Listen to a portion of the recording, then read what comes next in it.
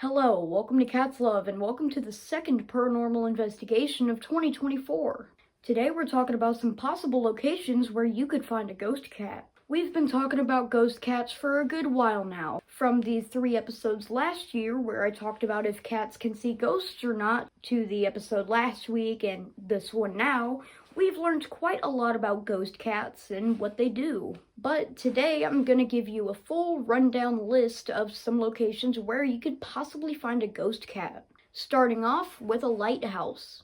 Cape Hatteras Lighthouse, the tallest lighthouse in America, is home to a ghost cat. This ghost cat was reported to roam the lighthouse grounds. A large black and white cat, a chubby cat ghost. The ghost cat is also known to rub against visitors of the lighthouse, and one report stated when they tried picking up the cat, it vanished in thin air.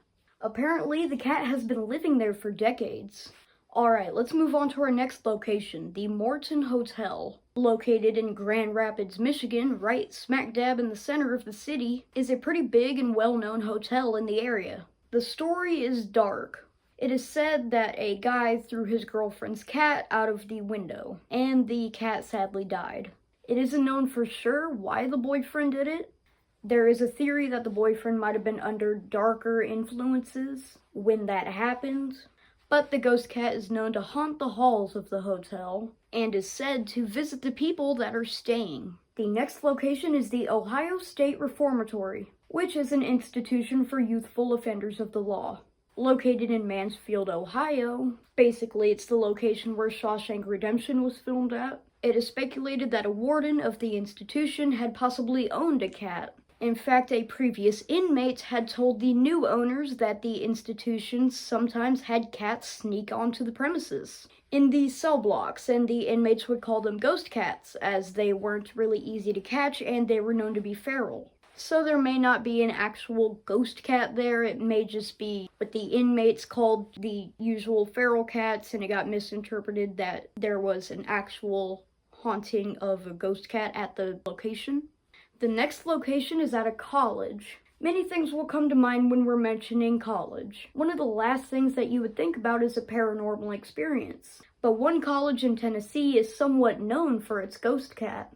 The Doris and Harry Vise University Library, located on the campus of the Cumberland University, is said to be haunted by a ghost cat. Library director John Boniel had reported seeing a cat float across the library floor, afterwards disappearing behind some boxes that were stacked under a table. John stated that the cat didn't even have legs, he didn't see no noticeable legs, it just glided without touching the floor. The next location is a haunted spot known for its brutal backstory. The Lizzie Borden House, located in Fall River, Massachusetts, has many ghost tales. The most famous being the unsolved double murder mystery, involving Lizzie Borden, of course. Or did it? But one tale is very unknown, and it involves a ghost cat. Apparently, at the Lizzie Borden house in the parlor under a couch, some cat toys were located. Apparently, from a tour, a ghost cat was brought up. In the Lizzie Borden forums, yes, that's a real forum, someone named Ben stated that a ghost cat did live on the premises, and that the cat originally belonged to Lizzie's stepmother, who was Abby. Lizzie didn't like that Abby had a cat, so she killed it. Lizzie is a psycho. The ghost cat is named Max. Somebody put 2 and 2 together and theorized that a ghost cat possibly lives on the premises. Although this discussion was in 2005, and I don't think this ghost cat named Max has been brought up since. I don't think anybody has located cat toys anywhere since. I just think it's a lost theory now. Anyways, let's move on to our next location, which used to be a fort used by the Confederate soldiers to protect Savannah, Georgia. As it was subjected to war and, the whole Civil War and everything like that, some deaths did occur on the grounds. One sighting includes a ghost cat. Some have seen a cat wandering around the fort. The cat's name is Tomcat, and it was known to be a charcoal black cat. And he was Fort McAllister's mascot. Tomcat is known to rub against unsuspecting guests and vanishing, leaving people with unanswered questions. It was theorized that during a battle, a stray bullet hit Tomcat and he sadly passed away, but he still haunts the grounds of Fort McAllister.